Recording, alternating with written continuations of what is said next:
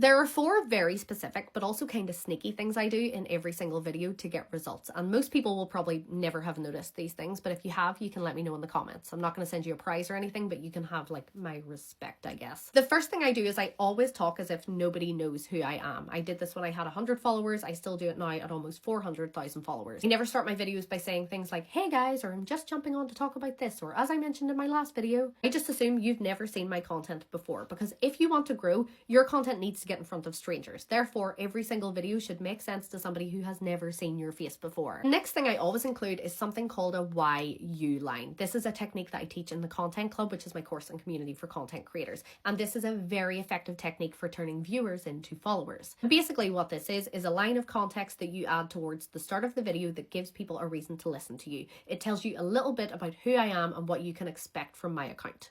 So sometimes I'll say things like, as a content coach, or when I'm working with content. It changes with every single video, and there are loads of ways to do this depending on what kind of creator you are. But it's very, very effective. The next thing is maybe one of my favorite things, and it's called a second beat. This is a line that I include immediately after my hook. It's like the second part of my hook, and it sets the tone for the rest of the video. Usually it's some kind of funny or silly line to get a sense of my personality across. It lets people know that they're not just going to be getting information, they're going to be getting something that's kind of enjoyable to watch. At least I think anyway. Because at the end of the day, people don't follow information. If they did, then Wikipedia would be like the most followed account on the internet. I want people to know that they're getting info from an actual human being and not like a walking, talking PDF. And the last thing I do is, I think is the most important. I think this is what drives results.